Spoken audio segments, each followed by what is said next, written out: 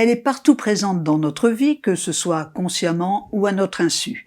Depuis notre aspirateur robot jusqu'à notre montre connectée, en passant par la reconnaissance faciale pour accéder à notre téléphone, sans oublier Alexa, qui nous permet entre autres d'ouvrir les volets, elle s'est infiltrée dans bien des domaines de notre vie personnelle.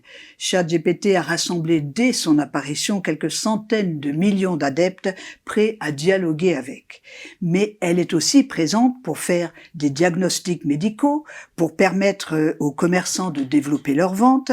Il a même été envisagé de recourir à elle dans le domaine judiciaire pour certains jugements, et l'armée fait appel à elle pour l'utiliser dans les conflits, notamment dans le domaine de l'aviation. En un mot, elle s'est immiscée non seulement dans notre vie individuelle, mais aussi dans notre société. Elle fait aujourd'hui partie de la vie et l'étendue de sa présence semble ne cesser d'augmenter. On parle presque d'elle comme une personne puisqu'on l'appelle l'intelligence artificielle. Qu'est-ce donc en réalité que cette intelligence artificielle? Est-elle réellement si intelligente que cela? Quelles sont ses aptitudes? Sait-elle penser? À quoi pense-t-elle? Plus encore, se pourrait-il qu'un jour, elle soit dotée de conscience? Si l'intelligence artificielle est d'ores et déjà parmi nous, est-il réaliste d'imaginer qu'un jour, une conscience artificielle puisse apparaître à côté de la conscience humaine? Marc Saval, qui est docteur en intelligence artificielle, également titulaire d'un master en administration dans des entreprises, est l'auteur d'un ouvrage paru récemment à diffusion traditionnelle, Intelligence artificielle et conscience. La conscience artificielle est-elle une chimère, nous demande-t-il dans le sous-titre. C'est donc Marc, l'invité du jour, qui va nous aider à comprendre jusqu'où l'IA peut aller. Marc, merci d'avoir répondu à cette invitation et si vous êtes d'accord, nous allons nous tutoyer puisque dans toute la préparation de ce livre, nous avons eu l'habitude de nous contacter régulièrement et nous en sommes arrivés à nous tutoyer. Bien volontiers. Alors, tout d'abord, Marc, est-ce que tu pourrais nous définir en quelques mots ce qu'est l'intelligence artificielle? Alors, en quelques mots, c'est déjà compliqué, évidemment, puisque le concept même d'intelligence artificielle fait référence à tout un tas de concepts sous-jacents. Néanmoins, si on voulait tenter de simplifier au maximum, ce serait une tentative de simuler l'intelligence humaine sur une machine. Tentative réussie jusqu'à maintenant. Même ça fait partie du débat, en réalité. Effectivement, on démontre finalement dans le livre que, oui, selon certaines définitions de l'intelligence, on pourrait considérer que l'IA d'aujourd'hui a bien un comportement intelligent. Alors, c'est deux choses différentes. Simuler l'intelligence ou alors avoir un comportement intelligent. Est-ce qu'il y a réellement dans ces machines des traits de caractère que l'on peut appeler réellement intelligents? Alors, et lesquels pour répondre à cette question, il faudrait effectivement pouvoir définir très clairement ce que c'est que l'intelligence. Or, on sait très bien que selon qu'on soit philosophe, qu'on soit dans le domaine de la spiritualité, qu'on soit chercheur en intelligence artificielle, psychologue, on ne va pas forcément avoir la même définition de l'intelligence. On va dire que les informaticiens se basent essentiellement sur le fameux test de Turing, un mathématicien anglais, qui a proposé un test relativement simple, même si aujourd'hui il est jugé insuffisant par les experts en IA. Finalement, une personne humaine tente de dialoguer avec une machine, mais sans la voir, et s'il n'est pas capable de déterminer si en face c'est une machine ou un être humain, c'est qu'elle réussit le test de Turing, et donc elle est considérée comme intelligente. Finalement, elle a un petit peu berné l'être humain. D'accord. Donc, y a-t-il quand même des domaines, des traits spécifiques, comme par exemple la faculté de comprendre, la faculté de reproduire certaines choses, de répondre, quand on parle de ChatGPT, qui est un sujet dont on parle énormément actuellement. ChatGPT répond aux personnes, ce qui veut dire qu'on pourrait penser que ChatGPT a compris le questionnement. Donc, y a-t-il une forme de compréhension de la machine par rapport au questionnement qui peut être fait par l'interlocuteur. Oui, il y a quand même une forme de compréhension qui se fait à base de langages qu'on appelle les LLM, les Large Language Models, qui cherchent finalement à représenter un petit peu un langage tel que l'utiliserait l'être humain. Donc par le clavier, si on utilise ChatGPT, on va saisir une question. ChatGPT va l'analyser, ce qui est déjà un sacré problème en termes d'intelligence et d'algorithme, finalement. Il va se représenter ça sous forme d'un modèle informatique. Ensuite, en liant ces concepts, donc il se représente bien quelque part la question sous forme conceptuelle, même si c'est basé plus ou moins sur des statistiques. Statistiquement, on sait que tel mot va apparaître après tel autre mot. Mais il arrive à se représenter un modèle interne. Et à partir de ça, il va aller chercher des réponses sur tout Internet, puisque le ChatGPT aujourd'hui a absorbé le web jusqu'à 2021. Donc il a une base de connaissances absolument considérable. Donc oui, il se représente bien une forme finalement de langage qui tente de comprendre. Alors après, de là à dire qu'il est aussi intelligent qu'un être humain, pas encore.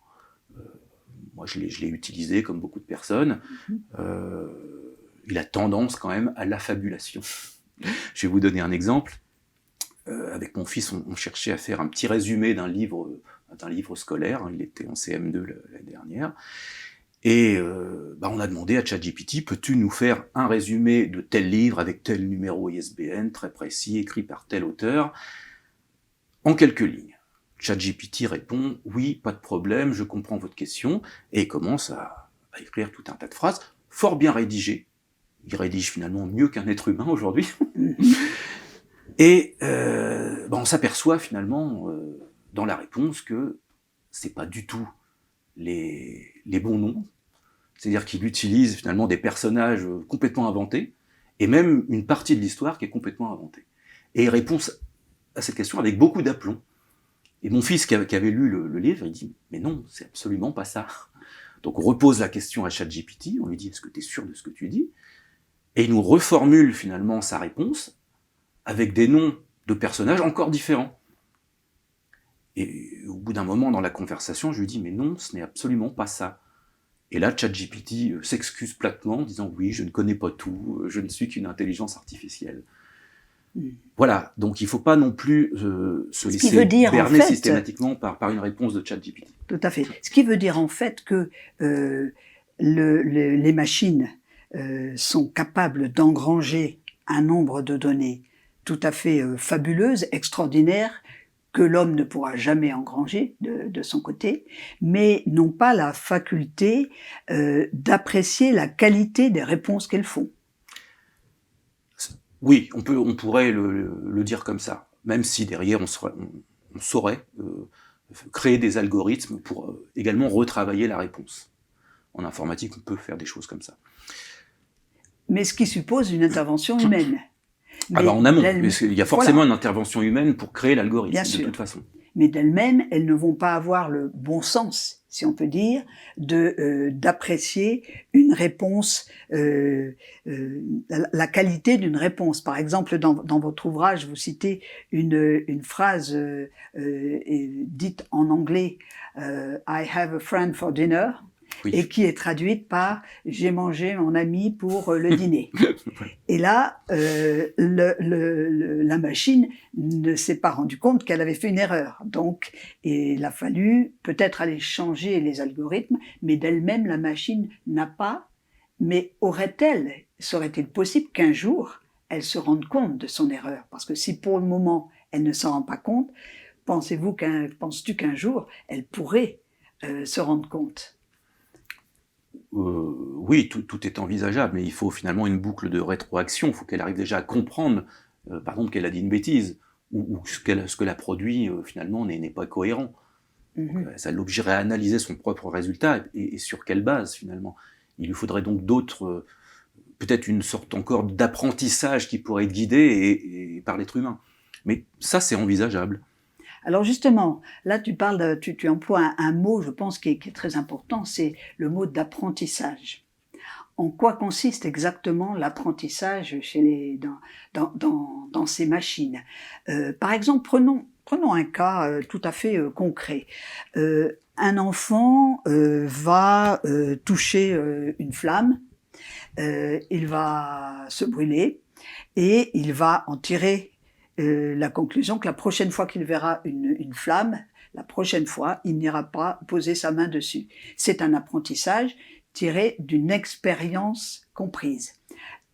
Qu'est-ce que c'est que l'apprentissage dans les machines qui utilisent l'intelligence artificielle? Alors, l'apprentissage est très lourd en intelligence artificielle puisqu'il faut proposer à la machine une énorme base de connaissances. Et prenons l'exemple, par exemple, une reconnaissance d'une image de chat. Un enfant d'1 an, vous lui faites voir un chat une fois ou deux, et il saura reconnaître un chat quand il le verra par la suite. Une intelligence artificielle, il va falloir lui fournir des dizaines de milliers de photos de chats sous des angles différents, avec des couleurs différentes, pour qu'il puisse comprendre finalement ce que c'est qu'un chat.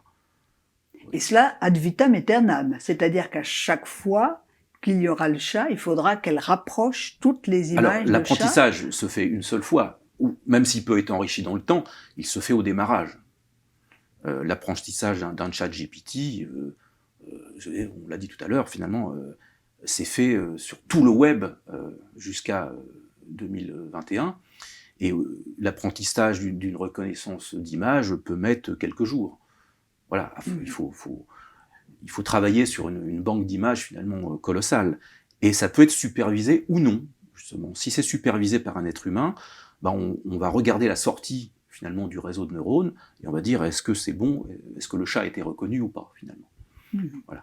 Mais aujourd'hui, l'enjeu, c'est surtout d'essayer de faire des modèles d'apprentissage, finalement, qui apprennent tout seuls, non supervisés. Un petit peu comme dans les systèmes comme DeepL, par exemple, pour les traductions, où apparemment ça ne repose plus sur l'ensemble de toutes ces données qui sont accumulées, mais sur un apprentissage fait par corrélation entre différentes images. Par exemple, si on dit table, on va penser à chaise dans toutes les langues du monde. Et donc, en raisonnant en quelque sorte ainsi, l'intelligence artificielle va constater que table et chaise c'est dit de telle manière en français, en allemand de telle autre manière, et c'est ainsi que va se construire le système de traduction. Là, il y a quand même un système d'apprentissage sans l'intervention humaine. Ah oui, complètement. De toute façon, ces systèmes de traduction se sont déjà basés sur des traductions existantes sur Internet. Je traduis par exemple un texte de l'anglais au français, ça existait déjà, et il s'est nourri déjà de tout ça. Oui. Donc effectivement, après, il va essayer d'associer des concepts. Et ce qui n'est pas toujours facile, parce que selon les langues, on ne va pas avoir la même richesse dans le vocabulaire. Par exemple, je sais pas, chez les Inuits, par exemple, ils vont avoir 40 termes différents pour définir la neige. Ce qu'on n'aura pas, nous, dans notre langage en France. Mais alors, quand on voit ce type d'intelligence, est-ce qu'on ne peut pas penser, d'une certaine manière, qu'il y a une intelligence parallèle à la nôtre, qui est en train de se développer, de se créer, et qui aurait des traits spécifiques à cette intelligence-là? Oui, des traits spécifiques certainement, et elle va aussi avoir ses travers. Aussi, comme la nôtre. Comme la nôtre, on l'a vu par exemple, Microsoft avait arrêté un système d'intelligence artificielle parce que pour le recrutement, il avait une tendance raciste, parce qu'il s'était nourri de tout ce qu'il avait lu sur Internet justement, et donc s'il y a des dérives côté être humain, il y aura aussi des dérives de l'intelligence artificielle qui se nourrit de cette base de connaissances. Donc il est tout à fait possible qu'une intelligence se crée, se peaufine dans le temps, qui soit un petit peu différente de la nôtre. Voilà. Alors du coup, est-ce qu'on la jugera comme intelligence ? C'est difficile à dire, mais au même titre finalement que les avions savent voler sans battre des ailes, on pourrait très bien imaginer un système différent qui aboutirait à une intelligence artificielle, mais qui ne soit pas forcément basé sur le mode de fonctionnement de l'être humain. Tout à fait. Alors, si l'on parle de l'apprentissage, de ces notions-là, on parle encore de raisonnement, d'une certaine manière. Est-ce que on peut considérer, Marc, que l'intelligence artificielle va au-delà de l'apprentissage et de la construction des données pour faire des schémas de réponse, par exemple, via ChatGPT? Est-ce qu'on peut considérer que la pensée existe déjà? Dans ton livre, tu dis à un endroit qu'il existe déjà des prémices de la pensée. Qu'est-ce que cela veut dire exactement pour toi, ces prémices de la pensée? Parce que là, on va déjà beaucoup plus loin. On n'est plus dans le raisonnement ou dans l'apprentissage. On va dans un processus. Alors, est-ce que tu peux développer un petit peu ce que tu as dit dans ton livre? Alors effectivement, la pensée, c'est plus un processus, c'est un cheminement, finalement. Alors, certains chercheurs, effectivement, commencent à observer un cheminement dans certains systèmes d'intelligence artificielle, c'est-à-dire qu'ils se basent plus sur des réponses types, comme le ferait, par exemple, un simple algorithme, comme un moteur de recherche. Il va commencer à aller fouiller des concepts, associer des concepts entre eux, et puis réfléchir en associant des concepts pour proposer une sortie intelligente. Alors, certains chercheurs vont dire que non, c'est juste un système d'essais-erreurs, il va générer des quantités d'essais, finalement, et il y aura quelques sorties intéressantes seulement. Donc, est-ce qu'il y a de l'intelligence? Pour eux, non. Maintenant, dès qu'on en est à associer des concepts, finalement, pour produire un résultat, une sortie, le résultat d'une pensée, en fait, c'est quand même, oui, on pourrait définir ça, finalement, comme de l'intelligence. Alors, prenons un exemple. Aujourd'hui, l'IA est utilisée dans le domaine de la recherche médicale ou pharmaceutique. Ils sont capables aujourd'hui de nous trouver des nouvelles molécules. Donc en associant tout un tas de réactions chimiques, finalement, on fait tourner la machine un certain nombre d'heures ou de jours, et il nous a déjà trouvé des nouvelles molécules. Voilà. Donc c'est aussi une possibilité de progression pour l'humanité qui s'ouvre à nous. Et que comme toute technologie, ça dépend ce qu'on en fait. Peut-être nous n'aurions pas trouvé tout seul. L'IA devient un partenaire. Alors, oui, ça devient un superbe outil, parce que pour faire la même chose manuellement, finalement, associer des molécules pour en produire un nouveau médicament, par exemple, il faudrait des centaines d'heures de recherche et développement. Or là, l'IA, avec finalement quelques heures de calcul, est capable de nous proposer des molécules adaptées. Donc oui, c'est un gain de temps absolument phénoménal, et ça, c'est finalement pour le bien de l'humanité. Toutes les applications de l'IA, on le sait, ne sont pas pour le bien de l'humanité, mais certaines, effectivement, peuvent nous faire progresser. Oui. Est-ce que dans un domaine un petit peu différent, est-ce que tu penses que, outre la pensée dont tu viens de parler un petit peu, l'IA peut ressentir ou pourrait ressentir un jour ou l'autre des émotions? Pourrait-elle arriver à avoir, par exemple, en soi, le sentiment du beau? Ça, c'est une question compliquée. En fait, j'ai pas exactement la réponse.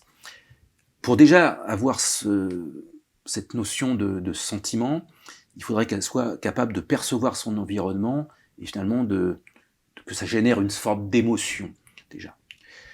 Alors, on pourrait très bien imaginer qu'avec tout un tas de capteurs, sur un robot, par exemple des capteurs de pression qui pourraient générer une forme de douleur, alors nous, on le ressent comme une douleur, quelque part, mais l'IA recevra simplement un signal qui tentera d'interpréter par un algorithme comme une douleur. Déjà, on est un peu plus dans de la simulation. Après, oui, peut-être qu'en multipliant le nombre de capteurs possibles, la vue, l'audition, le sens du toucher, en programmant, on va dire un noyau fonctionnel de réaction, on pourrait imaginer qu'un système d'IA, très évolué, on n'en est pas forcément là aujourd'hui, mais soit capable, oui, de développer un comportement presque humain à ce niveau-là. Et alors, on en arrive au sujet ultime, celui qui fait l'objet du sous-titre de ton livre, la conscience. Là encore, la conscience est encore un autre palier sur lequel tout le monde ne s'entend pas encore. Il y a certaines approches philosophiques, mais les philosophes entre eux ne s'entendent pas forcément sur la notion de conscience. Il y a les scientifiques, et chez les scientifiques, il y a des approches plutôt matérialistes et d'autres approches qui deviennent plus spiritualistes. Au niveau des scientifiques plutôt matérialistes, ils considèrent que la conscience serait un produit du cerveau et sachant que notre cerveau contient plusieurs milliards de neurones, ils essayent maintenant de reproduire le fonctionnement des neurones du cerveau, ce qu'on appelle les neurones artificiels, pour faire peut-être jaillir la conscience. Alors toi, en tant que auteur de ce livre, mais également que docteur en informatique artificielle, qu'est-ce que tu penses de cette conception-là ? Est-ce que tu as une idée de ce qu'est la conscience, à titre personnel ? Et penses-tu que la conscience puisse un jour apparaître dans l'intelligence artificielle ? Alors, je vais tenter d'y répondre. C'est certainement la question la plus difficile d'ailleurs que se soit posée l'être humain. La possibilité de créer finalement une conscience artificielle. Il est difficile déjà de débattre de ce sujet puisque personne n'a la même définition. C'est ce que j'expose un petit peu dans mon livre. Tout à fait. Bon, alors effectivement, si j'impose moi ma définition, je vais forcément me heurter à des résistances en face de gens qui vont dire « mais non, c'est pas ça du tout ». Donc il est difficile déjà de se prêter à cet exercice. Maintenant, pour moi, si je voulais essayer de dégrossir un peu le truc, c'est que la conscience se situerait au-dessus finalement de l'intelligence. C'est un petit peu le fait de savoir que je sais. Et puis après, je sais que je sais que je sais. Hein, voilà. Et on peut emboîter finalement toutes ces couches-là. Ça serait finalement, selon moi, hein, je n'impose pas ma vision des choses, mais selon moi, ce serait la possibilité finalement un petit peu de se voir de plus haut. Un petit peu comme si on imaginait, je sais pas, une caméra qui serait potentiellement située en haut de cette pièce et qui me permettrait de me voir de plus haut. Vous voyez, finalement de sortir un petit peu de mon corps. Et on pourrait remonter comme ça à différents niveaux. Et plus on fait un travelling arrière, finalement, plus on prend conscience de l'environnement global. Voilà. C'est un peu plus ma façon de voir les choses aujourd'hui. Alors après, pour répondre à ta question, est-ce qu'on serait capable de créer, du coup, une conscience artificielle? Pour moi, non. On pourrait peut-être être capable de la simuler, mais on n'aurait pas, en tout cas, créé une véritable conscience. Enfin, une conscience telle que l'être humain, aujourd'hui, l'a. Ou en tout cas, l'être vivant. Et quelle serait l'utilité de créer, comme le souhaitent certains scientifiques aujourd'hui, une intelligence artificielle dotée d'une conscience de soi? Pourquoi ils poursuivent ce but-là? Ils cherchent quoi, en fait? C'est vrai que c'est une vraie question, parce que finalement créer un simple système intelligent qui nous rendrait service comme n'importe quel outil, ce serait déjà très bien. La conscience finalement de soi permettrait au robot déjà une certaine autonomie, il permettrait aussi peut-être de se protéger lui-même, d'éviter des situations dangereuses. Mais ça pourrait aller plus loin que ça, c'est que finalement il voudrait probablement essayer peut-être de prendre l'avantage aussi après sur l'être humain, si c'était possible. Hein, en voulant se défendre, par exemple. Imaginons qu'on puisse créer une conscience artificielle. À un moment donné, le robot, on envisage pour X raisons de le démanteler, de le mettre à la casse, il va vouloir forcément se défendre. Voilà, sa conscience, finalement, va tenter de préserver sa propre existence. Donc, je ne suis pas certain qu'on y arrivera un jour. Je suis même à peu près persuadé du contraire. On saura probablement créer des systèmes de plus en plus intelligents, qui sont capables d'analyser l'environnement avec des capteurs partout, des robots qui sauront peut-être nous assister à domicile, peut-être même, je sais pas, descendre l'escalier, nous aider à porter les courses, nous apporter des réponses à nos questions. Parce que là, on est dans le domaine de traitement quand même de l'information, même si c'est très compliqué. Mais de là à générer une conscience, moi je ne pense pas. En tout cas, pour moi, la conscience de l'être humain n'émerge pas justement de l'activité du cerveau. Et pourtant, il y a eu Black Lemoine, ingénieur de chez Google, qui a été licencié justement dont on a beaucoup parlé dans les médias, pour justement avoir affirmé que une intelligence artificielle sur laquelle il travaillait, je crois, est selon lui en anglais sentient, c'est-à-dire douée d'une sensibilité.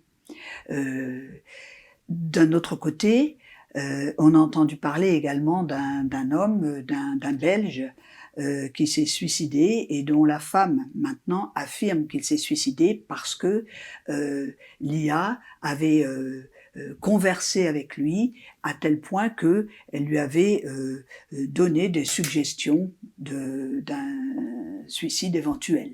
Donc cela serait quand même, cela pose question, ces deux faits particuliers. Est-ce que tu contestes ce qui a été dit par cet ingénieur de Google, ou est-ce qu'il confond certaines notions? Je ne sais pas s'il les confond, mais je pense qu'il s'est un petit peu enflammé, oui. En fait, les systèmes d'intelligence artificielle, se nourrissant justement de tout ce qu'ils trouvent, notamment sur Internet, sont capables de simuler maintenant à merveille. Donc il a pu croire lui-même qu'il y avait un embryon de conscience ou de sentiment ou je ne sais quoi. Mais je pense que quelque part, il s'est fait avoir lui-même par ses propres algorithmes. D'accord. Donc, il y a cette approche des scientifiques qui n'arrivent pas à trouver une définition de la conscience parce qu'ils s'appuient sur la matière. Est-ce qu'on ne peut pas imaginer qu'un jour, les scientifiques rejoindront peut-être ou collaboreront avec les grandes traditions qui, elles, sont quand même plus unanimes sur la définition de la conscience qu'elle présente, telle que la Rose-Croix, par exemple, en Occident, comme un attribut de l'âme. Alors, est-ce que ce cheminement vers une rencontre entre la science et la spiritualité permettrait de remettre l'IA dans le droit chemin, je dirais? Alors déjà, tous les scientifiques ne sont pas des matérialistes purs et durs, comme on peut encore en trouver aujourd'hui. Il y a des scientifiques qui sont beaucoup plus ouverts sur cette question de l'âme, notamment. Bon, je crois que c'est à la base essentiellement un système de croyance, mais vous savez, moi j'ai été un matérialiste jusqu'à l'âge de 30 ans, hein. Je raisonnais vraiment en binaire, et c'est à partir de ce moment-là que j'ai commencé à évoluer, parce que c'est aussi le fruit de mes recherches. Je me suis dit que finalement, non, compte tenu de tout ce que j'avais pu lire et des expériences que j'ai pu moi-même vivre, j'en ai déduit qu'on ne pourrait pas créer une conscience artificielle, que la conscience c'est quelque chose de beaucoup plus profond en fait. Alors, bon, c'est un petit peu expliqué dans le livre, mais on a constaté des phénomènes par exemple, de décorporation chez certains individus, et évidemment, quand on voit ce genre de choses, on ne peut pas imaginer que la conscience soit produite par l'activité neuronale. Voilà. Mais ça restera un débat pendant encore de très nombreuses années. Donc, quel avenir pour l'intelligence artificielle? Alors, pour l'instant, il semble radieux sur le plan technologique. Il y a énormément d'investissements qui se font dans le monde entier, hein, notamment par les Chinois, aux États-Unis, même en Europe, où l'Europe tente de combler un petit peu son retard. Il y a forcément un avenir, c'est-à-dire qu'il y a un financement qui est absolument colossal en ce moment sur le sujet, mais quand on regarde dans toute l'histoire de l'intelligence artificielle depuis les années 60, vous savez, l'intérêt de l'IA, c'est un petit peu sous forme de vague, parce qu'il y a eu beaucoup de déceptions, on y a cru beaucoup, puis finalement on s'est aperçu que c'était pas aussi performant que ce qu'on avait bien voulu croire à un moment donné. Donc aujourd'hui, il est clair que l'IA, notamment les réseaux de neurones profonds, sont capables de choses absolument extraordinaires. Dans la reconnaissance d'images, ils fonctionnent même mieux que l'être humain. Oui. Donc, en tant qu'outil à ce niveau-là, c'est juste extraordinaire. Après, il faut effectivement réglementer ce sujet-là, puisque il ne faut pas que ça parte dans tous les sens. C'est une technologie, ça peut être très bien, mais ça peut être très mauvais aussi, selon l'usage qu'on en fait. D'ailleurs, c'est un vrai sujet en ce moment, Elon Musk en parle avec tout un tas d'autres experts sur le sujet. Et je crois qu'il est temps effectivement de réglementer, mais au même titre qu'on a essayé de réglementer l'informatique, l'utilisation par exemple de données personnelles, parce que sinon les GAFAM, comme on dit, sont très friands de nos données personnelles finalement, et ils nous connaissent mieux que nos parents. Ils arrivent même à anticiper presque les futurs achats qu'on va avoir envie de faire. Donc c'est juste extraordinaire ce qu'on est capable de faire. Mais il y a une véritable atteinte finalement, je dirais, presque à notre personnalité finalement, parce qu'on a envie de garder certaines choses relativement secrètes parfois. On n'a pas envie de se dévoiler totalement, quelque part. On a tous un petit peu un masque, même en société. Et finalement, en analysant tout notre comportement sur le web, nos recherches, nos types d'achats, etc., les IA aujourd'hui, couplées au big data, sont capables de nous connaître extrêmement bien. Donc oui, il y a forcément des textes de loi à voter là-dessus pour pas que ça parte dans tous les sens. Alors des textes de loi, mais peut-être aussi notre propre comportement individuel peut influer. Si nous voyons dans l'IA un véritable partenaire, ce qui semble être le cas dans beaucoup de domaines, on ne le considère plus comme un outil, mais comme presque une entité à part entière. Et oui. faut-il pas apprendre aussi à contrôler cette vision de l'IA? Oui, il ne faut pas non plus que ça devienne trop intrusif. Pour moi, tant que ça reste dans le domaine de l'outil ou même un assistant. On a de l'IA partout aujourd'hui, dans nos voitures par exemple. Les voitures modernes, ils ont une petite caméra qui reconnaît les panneaux de limitation de vitesse par exemple, et qui nous informe qu'on est éventuellement en dépassement de vitesse. Ça, c'est des super outils qui peuvent nous aider à améliorer notre sécurité. Là, je suis 100% d'accord, c'est un réel progrès. Mais maintenant, il faut faire attention aussi. Regardez le problème des voitures autonomes. Ah oui. On parle beaucoup de Tesla, puisque c'était quasiment les pionniers dans ce domaine. Mais à un moment donné, votre algorithme, il est obligé de faire des choix quand on est en difficulté, par exemple proche d'un accident. Tout à fait. Alors, est-ce qu'il choisit de préserver la vie des passagers du véhicule, quitte à mettre complètement en danger des gens qui seraient en train de traverser la rue, par exemple? Vous voyez, et du coup, il y a une responsabilité juridique aussi. Oui. Et là, il y a un réel statut, finalement, de l'IA sur le plan juridique. Il va falloir statuer là-dessus. Mais ce statut juridique, il va exister partout. Même ChatGPT, quand il répond, qui est l'auteur du texte? Voilà. Et donc, effectivement. Voilà. Or, c'est là, je pense, où l'auditeur ou le lecteur doit se poser aussi peut-être ces questions-là, devenir responsable à son tour face aux informations qu'il va chercher dans l'intelligence artificielle et prendre conscience des limites qu'elle peut avoir, mais des risques aussi qu'elle nous fait courir.